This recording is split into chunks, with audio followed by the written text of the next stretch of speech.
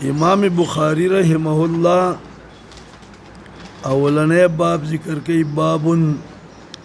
के बकाना बदउल वही इला रसूलिल्लाह सल्लम और पदी बाब की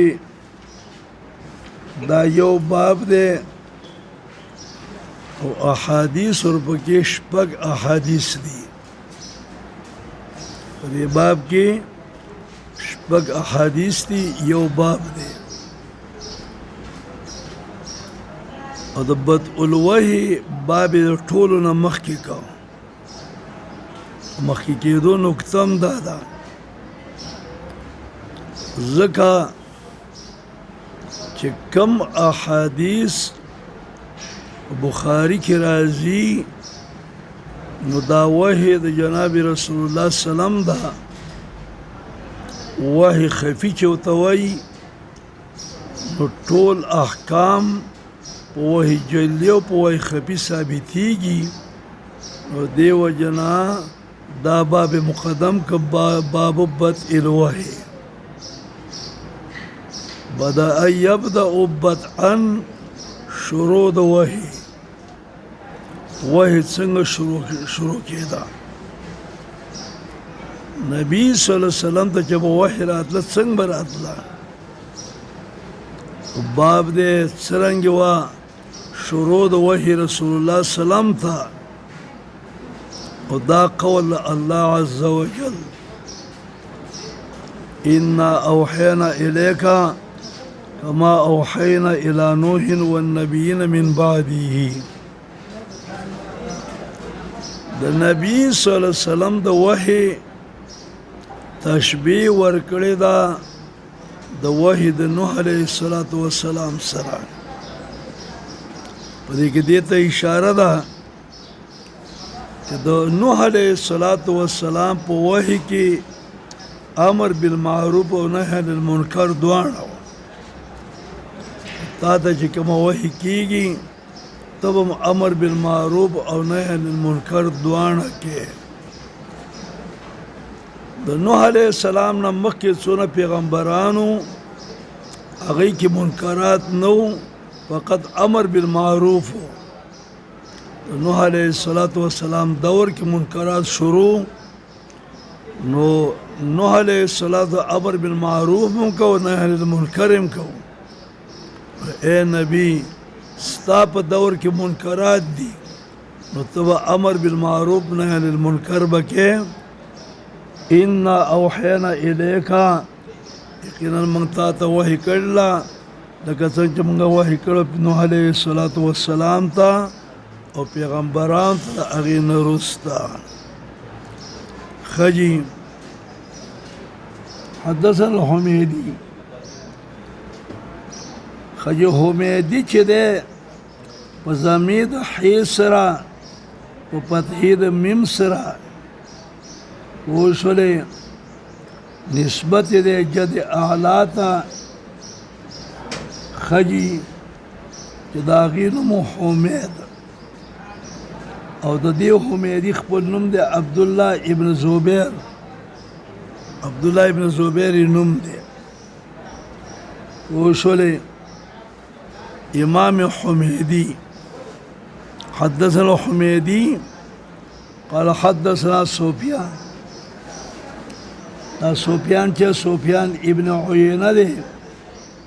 वोशले और दे द ताबीईन सरा मुलाकात शवे दे खजी दारंग सुफियान इब्न उयैना दा मक्की दा ताबीईन न खपला सुफियान इब्न उयैना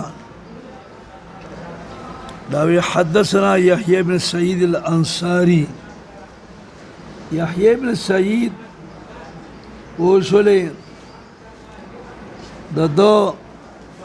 दा जिक्र कई देता इब्नुल क़ैस वेले कीगी यहया इब्न सईद इब्नुल क़ैस खजी हदसना यहया इब्न सईद अल-अंसारी اغوی اخبرنی محمد ابن ابراہیم التیمی، محمد ابن ابراہیم التیمی، محمد ابن ابراہیم ابن الحارث التیمی، نسبت دے تیم القریش تا، تیم قریش تا دی نسبت دے. حد اخبرنی محمد بن ابراہیم التیمی انہو سمع علقمہ ابن وقاص اللیسی، علقمہ ابن وقاص اللیسی، علقمہ دیتوی ابو واقد ابن وقاص اللیسی. خجی نو یقول سمعت عمر بن خطاب څوکه نشته دا څه شی بشیر درګه واس کا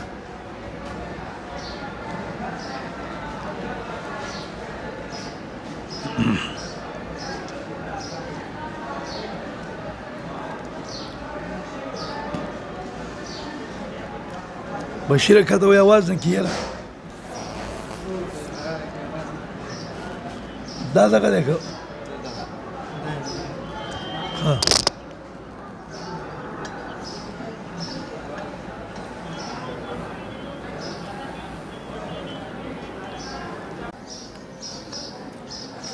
په دې کې اولنۍ حدیث د امام حمیدی په سند ما ذکر کاوه. داوی حدثنا الحمیدی، امام حمیدی مونته بیان کړی دی. قال اغوی حدثنا سفیان، ما د سفیان ابن عیینه بیان کړی دی. سفیان وی حدثنا مونته بیان کړی یحیی بن سعید الانصاری، اغوی ما خبر را کړی محمد ابن ابراہیم التیمی، محمد ابن ابراہیم التیمی اوریدل دی پوه شولې د علقمه ابن وقاص اللیسی نه. هغه وایي چې ما اوریدل عمر ابن خطاب رضی الله عنه نه علی المنبر، په منبر د مسجد نبوی، د مسجد نبوی په منبر هغه نه ما واورېده چې هغه وایي سمعت رسول الله صلی الله علیه وسلم، ما د نبی علیه السلام را اوریدل دي چې ویلې انما الاعمال بالنیات، انما الاعمال بالنیات، انما الاعمال بالنیات. د دې یو معنی دا ده جزاء د اعمالو، صحت د اعمالو دا په نیتونو دی. نو مقدر کلام چې دی په دې معنی استدلال دی چې صحت الاعمال بالنیات، د اعمالو صحت چې دی دا په نیت باندې دی. دویم تقدیر امام ابو حنیفه وی انما الاعتبار، انما اعتبار الاعمال بالنیات، اعتبار د اعمالو دا په نیت باندې، په نیتونو باندې دی. دا عمل کړی دی، دا عمل به کله معتبري چې تا ول نیت کړی دی، نیک نیت دې کړی دی، نو د دې یو شان اعتبار دی. بد نیت دې کړی دی بل شان دی. و انما لامرئ ما نوى، او د سړي دپاره هغه څه دی چې کوم نیت یې کړی دی. ومن کانت هجرته، هغه څوک چې وي هجرت د هغې بوشر الى دنیا تا یوسیبوها، رسیدل به وکړي دې دنیا ته، یو سړی هجرت د دې دپاره دی چې زه د ملک نه ځم بل ملک ته چې څه ګټه وکړمه دنیا وګټمه. په ظاهر کې دا مهاجر دی خو لیکن دا مهاجر د دنیا د حصول لپاره دی. او څوک چې وي هجرت د هغې دپاره د دنیا نه یو سیبه رسېدل به وکړي دې ته. او امرأتن ینکحوها یا هجرت د هغې وي دپاره د یوې ښځې چې نکاح کوي د هغې سره. لکه یو زنانه وه ام قیس د دې خپل نوم دی قیله. ام قیس چې وه د دې د وجه نه یو سړي هجرت کړی و چې د ام قیس سره مینه وه چې زه به د ام قیس سره نکاح وکړمه هغې هجرت کړه زه هجرت کومه. یا د پاره د زنانه چې نکاح کوي د هغې سره نو هجرت د هغې د پاره د هغه څه دی هاجر الی چې هجرت یې کړی د هغې په طرف چې څه ته هجرت کړی نو بس هغه هجرت بیا ور ورسېږي. که هجرت د الله او د رسول لپاره نو هجرت مقبول دی او که هجرت یې دې څیزونو لپاره و نو رسېدل به وکړي دې ته. حدثنا عبد الله بن يوسف قال اخبرنا مالك عن هشام بن عروه. هشام بن عروه د بخاري دویم حدیث دی چې په دې کې هشام بن عروه روان دی. وشولې او هشام ابن عروه هشام روایت کوي هشام چې ابن عروه دی روایت کوي خپل پلار نه چې عروه دی. عروه د زبیر زوی دی. زبیر په زامنو کې عبدالله دی. عروه ابن زبیر عروه دی. عن عائشة دا عائشة رضی اللہ عنہا نا دا عروه دا عائشة رضی اللہ عنہا خوری دی. عائشة ام المؤمنین رضی اللہ تعالی عنہ ان الحارث ابن هشام حارث ابن هشام وشولے حارث ابن هشام دا دا ابو جهل ورور دی. حارث ابن هشام و عمر ابن هشام ورور دی دا ابو جهل وشولې او د اسلام راوړی دی د فتح مکې په ورځ باندې دی اسلام راوړی. چې حارث ابن هشام تپوس وکړ د رسول الله سلام نه ویل یا رسول الله کیف یاتیک الوحی وحی ته څنګه راځي؟ رسول الله صلی الله احیانا یاتینی کله کله خو ما ته راځي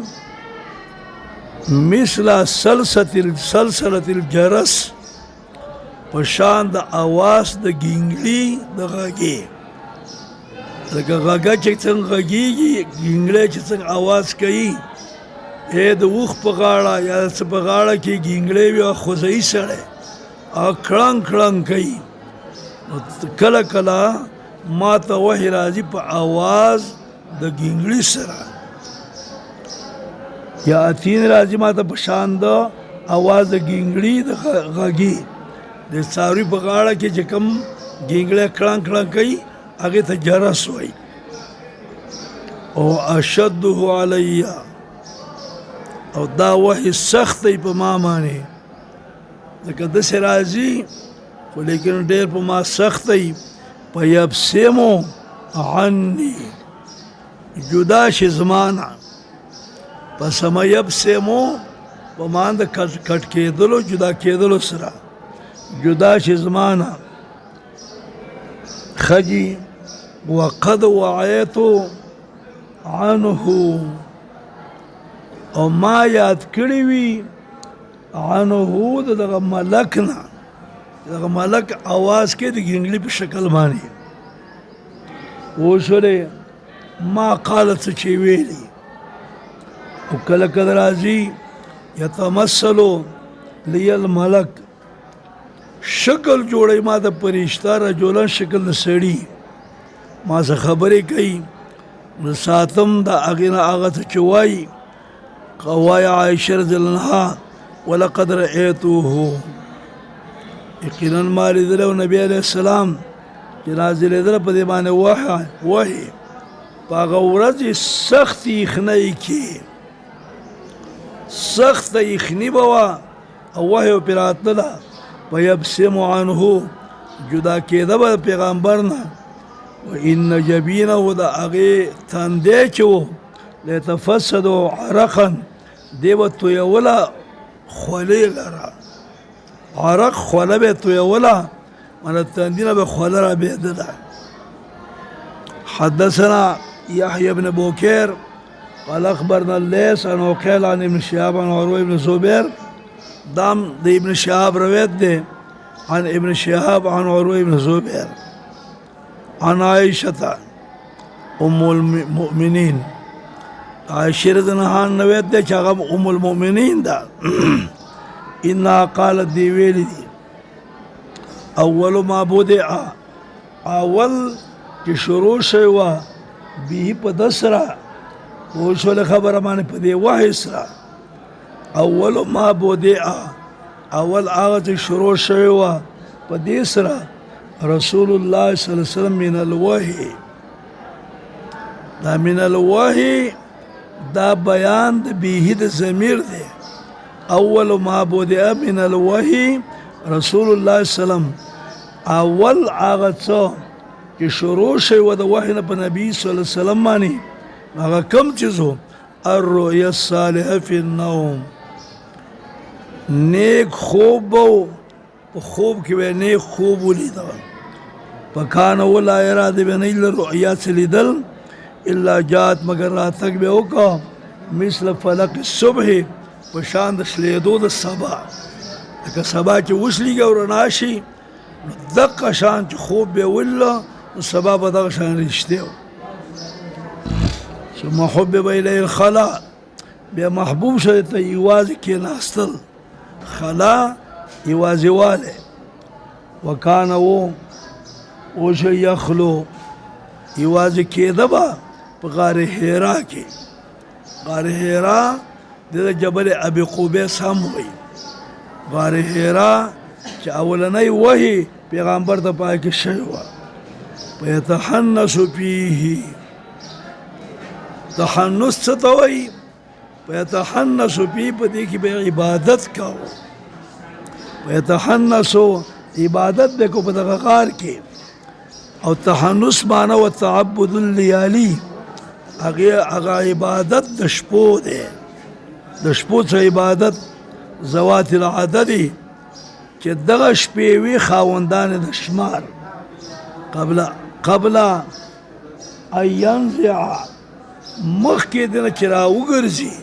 ینزع یرجع چې راوګرځي خپل آل ته ویتزود توخه به وړه لذالک د دغه تعبد لیالي دپاره به یې توخه وړه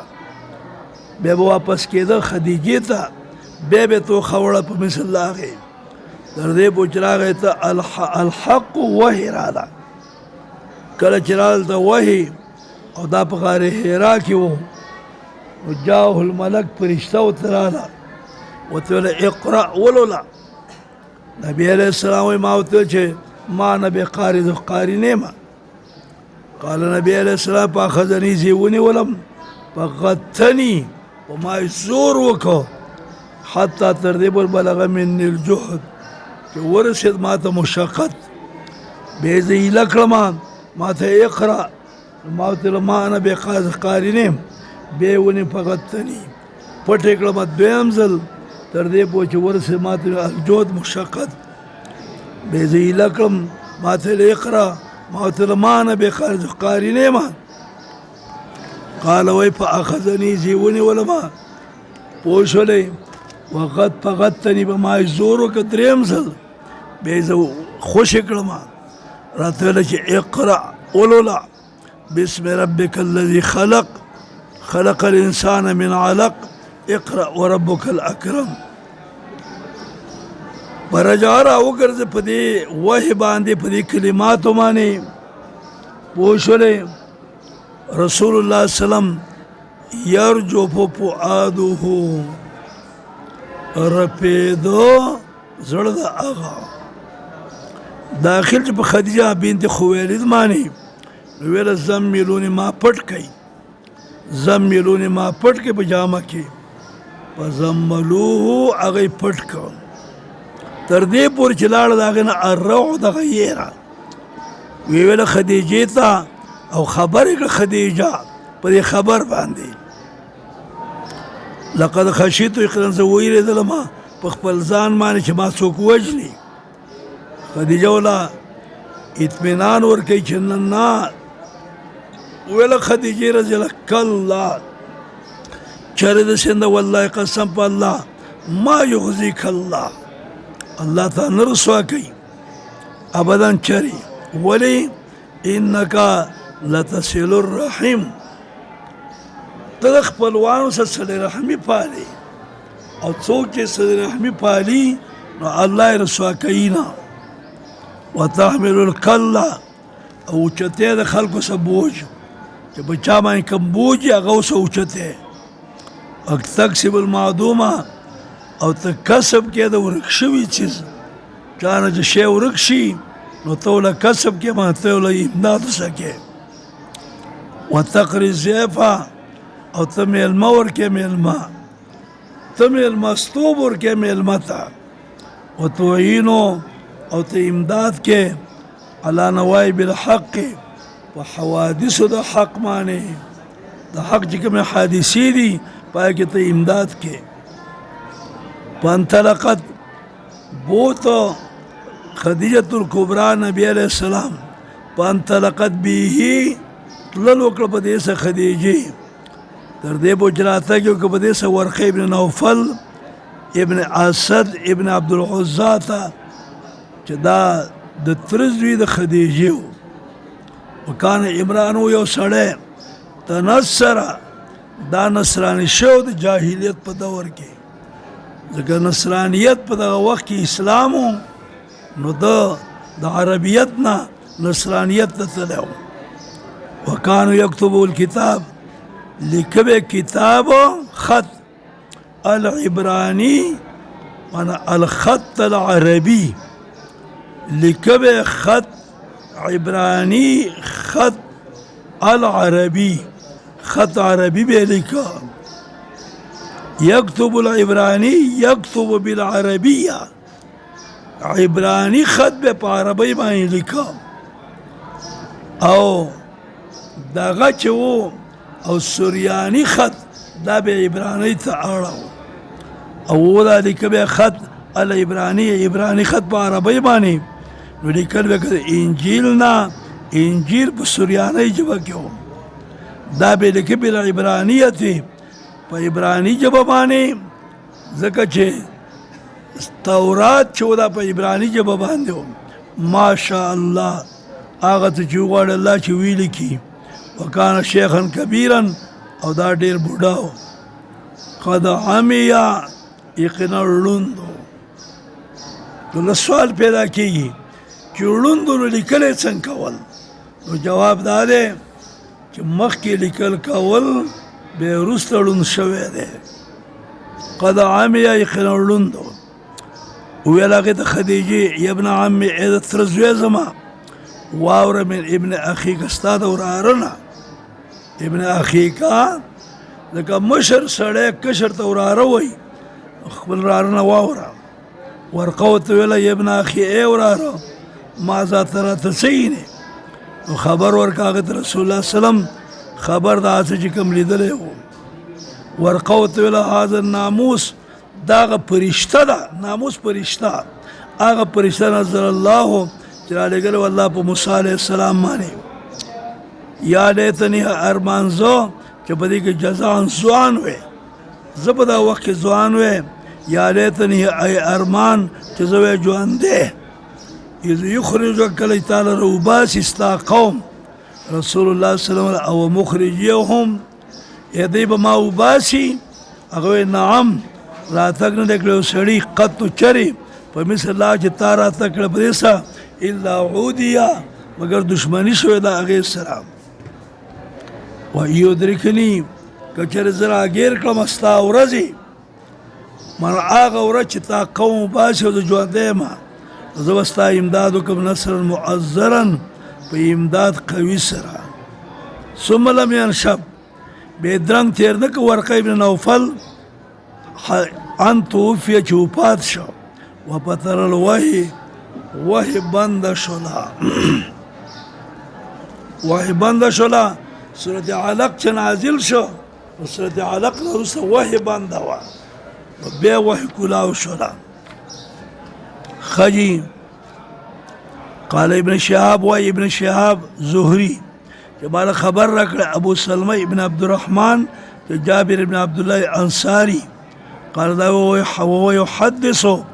دا بیان کړه د فطرت الوحی د بندېدو د وحی فقال ویلي په خپل حدیث کې بین انا دې منځ کې امشي زه تلمه کله چې ما واورېد اواز نبی صلی الله علیه وسلم ما اواز واورېد د اسمان نه پرپاتو بصري سترګې مې اوچتې کړې او چې زه ګورم هغه فرشته چې راغلی و ما د بغار حرا کې جالس الناس ته وه په یو کرسۍ باندې په مابین د اسمان او د ځمکې کې فرعبتو زه ویرولی شومه فرجعتو زه واپس شوم ما ویله زملوني او الله دغه صورت نازل که یا ایها المدثر قم فانذر وربك فكبر وثيابك فطهر والرجز فاهجر. فحمي الوحي وحي گرمه شوله تیزه شوله وتتابع فرله پسې تابعه حدیث مخکې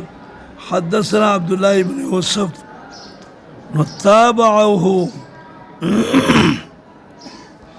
تابیداری کړې ده په دې حدیث کې تابعه تابیداری کړله په دې حدیث کې پوه شوله خبره باندې تابعه تابیداری کړله په دې حدیث کې چا تابیداری کړې ده عبدالله ابن یوسف د تابیداری کړې ده. خجی د چا تابیداری کړله تابیداری کړله پوه شوله خبره باندې تابع او تابیداری کړې ده عبدالله ابن عباس رضی الله عنه وی پوه شوله خبره باندې دې حدیث کې تابع او تابیداری کړله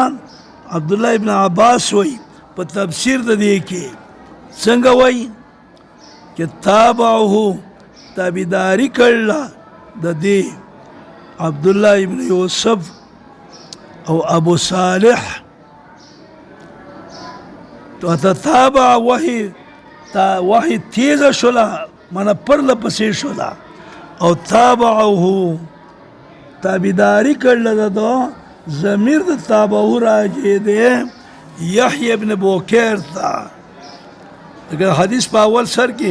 حدثنا یحیی ابن بوکیر راغلی دی نو د حدثنا تابیداری کړله د یحیی ابن بوکیر عبدالله ابن یوسف او ابو صالح وتابعه او تابیداری کړله د هغه هلال ابن الرداد عن الزهري پوه شولې هلال ابن رداد عن الزهري څنګه حدثنا یحیی بوکیر قال اخبرنا الليث عن عقيل عن ابن شهاب نو دلته وایي څنګه ذکر کوي وتابعه او تابیداری کړې ده پوه شولې انا تابیداری کړله د چا د دې تابیداری کړې ده د تابیداری نه مراد دی تابیداری کول رسته څنګه یو تابیداری کړله عبدالله ابن یوسف او ابو صالح د یحیی ابن بوکیر تابیداری کړې ده وتابعه او بیا په دې حدیث کې تابیداری کړې ده وتابعه دا لیث ابن سعد چې کوم دی راځي لیث ابن سعد دا هغه دویم راوي دی حدثنا یحیی بوکیر قال اخبرنا الليث نو د دې د دویم تابعه کې ضمیر راجع دی لیس ته ضمیر راجع دی د تابعداري کړی هلال ابن رداد عن الزهري لکه څنګه چې هغې نقل کړی دی د عقیل عن ابن شهاب نه نو دقه شان هلال ابن رداد هم د زهري نقل کړی دی وقال یونس